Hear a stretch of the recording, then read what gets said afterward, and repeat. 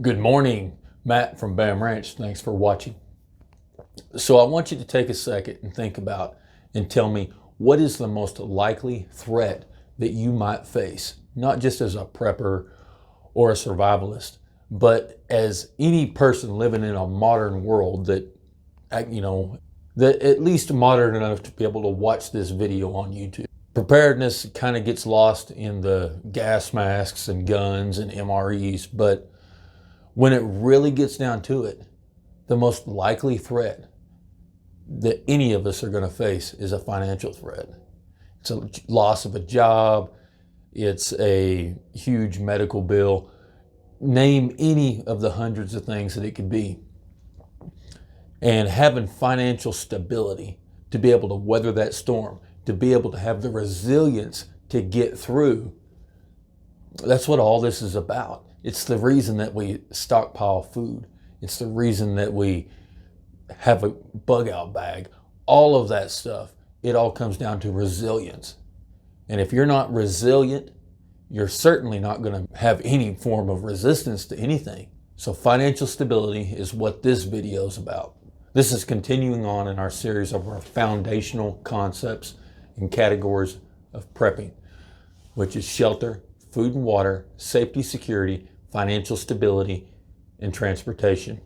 As stated before, and there's a playlist that I have on the channel with all of these broken down. All of these are necessary, and none of them take priority over any.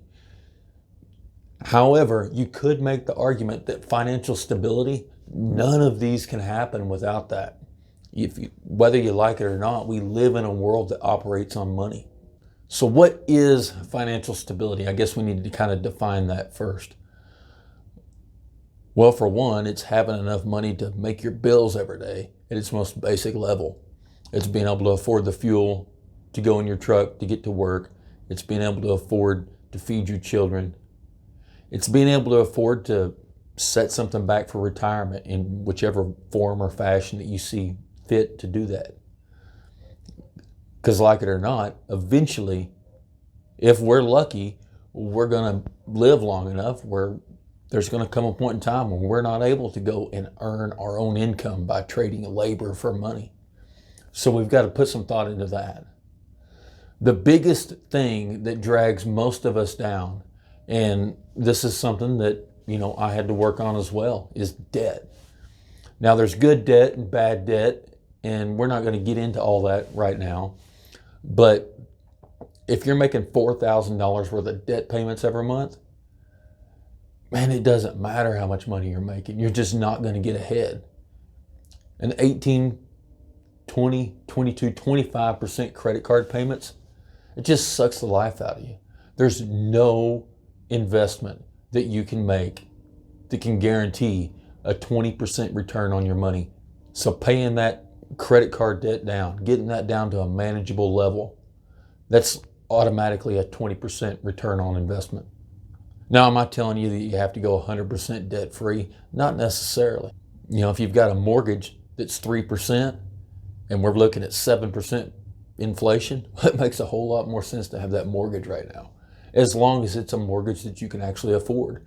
As long as it's a mortgage that's within your means. You need to act your wage. And I'm speaking to myself here as well. My family has made mistakes on this path too. So let's talk about the stability. How do we actually get stable? Well, first and foremost, if you don't have an emergency fund set back, you are already in an active emergency. For my whole life, everybody has always recommended $1,000 as a starter emergency fund. And I think for most of my life that was correct. But things are changing. $1,000 just isn't enough. One mortgage payment can eat that up. So as of today, this is December 2022. And I think that probably needs to be doubled. $2,000 emergency fund. $2,000 seems like a lot of money, but it's not that hard to come by. Put in some overtime. Pick up a side gig, a second job, even if it only lasts for 2 months, will get you that $2,000. Then once you get that $2,000, I think you probably need to read Dave Ramsey's book, The Total Money Makeover. Absolutely, Dave Ramsey, the shit out of the debt that you have left. And I'm telling you, it's crazy when you do that and you actually realize how little money it takes to be able to enjoy life. Not just live it, but enjoy life. So Dave Ramsey, the crap out of that. I don't necessarily agree with Dave Ramsey on everything, but as far as debt elimination, he's pretty on point. So after you pay off debt, then what do we need to do? Well, there's going to come a time when we're not going to work anymore. We're not going to be able to. Or maybe we just don't want to. We want to be able to retire. We want to be able to travel. We want to be able to do all of that stuff. And you've got to put some thought into investing. A Roth IRA is 100% tax-free if you draw off of that after 65 and a half years old. Excellent tax shelter. And whenever you really get down to thinking about it, $1 million tax-free has, at minimum, 30, 40% more purchasing power. That's free money that you're getting because you're not paying taxes on it. So it is a way to shelter your money from tax. The downside to that is, you can't really touch it without getting not only taxed, but penalized until you're 65 and a half years old. So that leads us into other things like ETFs and exchange traded funds. And I know everybody in this whole community tends to badmouth the stock market and Wall Street, and that's fine. If that's what you want to do, that's fine. But at the end of the day, you have to admit, capitalism works. Big companies will find a way to make a profit. And if although that scares you, mess with the stock market and what if I lose everything and all of that? Well, it should. But I encourage you to educate yourself on it. Because once you educate yourself on it, it's not near as scary as it seems. Educate yourself on it where you can make your own informed decisions. At least to the point where you can speak to a professional and be able to pick through whether or not he's making the best decision, he or she is making the best decisions for you. Sit down with somebody that can explain it to you like they're talking to a 2-year-old. And if you can't understand it forwards, backwards, upside down, underneath, and every other which way, then you need to move on to somebody else. You want them to not sell you a product, sell you an investment, but you want them to teach you how to choose investments. And then they can give you the vehicle, they can offer the vehicle in order to get into that investment. Real estate. There's a reason why almost all wealthy people hold real estate. It's hard to get into. It's a big jump. But man, it's one of the safest investments that you could possibly buy. 2 books I encourage you to read are, one, Dave Ramsey's Financial Peace, or is it Financial Peace or Total Money Dave Ramsey's Total Money Makeover, and Rich Dad, Poor Dad by Robert Kiyosaki. Read those 2 books and read them a couple times. I listened to them on an audio book, and I've maybe half dozen times each of those books. It's important to understand how money works. Most people don't understand it, and it's not their fault. It's the way the school system, it's the way our entire financial system is set up. It's set up to keep us as a worker ant. It's not set up to encourage entrepreneurship. It's not set up to encourage compounding your money. It's not set up to make your money, to teach you to make your money work for you. Once you can put your money to work, money doesn't take days off. Money doesn't call in sick. Money works 24 hours a day, 365 days a year. And once you can put your money to work for you, your money will earn you more income than you will ever be able to get from trading your labor for dollars.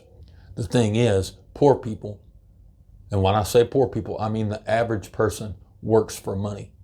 Rich people have money work for them. Go read that book from Robert Kiyosaki, and that'll make a whole lot more sense. So let's look at the prepping end of it. The prepping end of this, being how much do you store back and whatever, how much do you put on a shelf? Well, in my opinion, 3 to 6 months is a wonderful goal to work to. Same with everything else that we've discussed, previously and will discuss in the future. 90 days to 6 months will get you through almost any problem that you might reasonably come across. If you can get that much, enough income to get you from 3 to 6 months, you'll be so far ahead of the curve of almost, I'm going to probably say 99% of the people that you personally know. And it's difficult to do. Do I recommend going more than 6 months in a cash basis?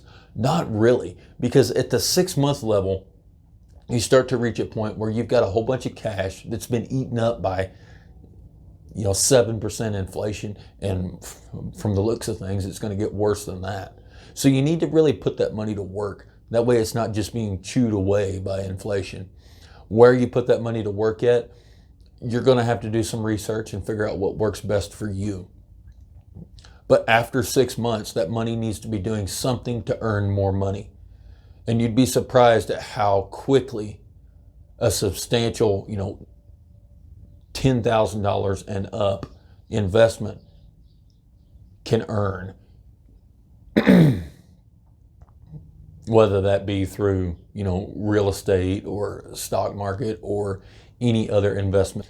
Well, this video is kind of short, not a whole lot to unpack, but I do want you to understand the importance, the absolute imperative importance of being financially stable. None of this is going to work. Not a single bit of it is going to work if you're not financially stable. And just think, all of the opportunities, if you had an extra $5,000 that wasn't already allocated to something else, that didn't have to go to groceries, didn't have to go to the truck bill, didn't have to go to the house bill, electric bill, what are the opportunities in the past that you could have missed out on because all you had to do was, fork over $3,500 and seize some opportunity? The thing is money allows opportunity to happen, not just for preparedness, but for our daily lives. If you have a little bit of extra money, opportunities for success will present themselves. Well, anyway, I guess that's all I got for you guys today. Anyway, until next time, you guys be safe.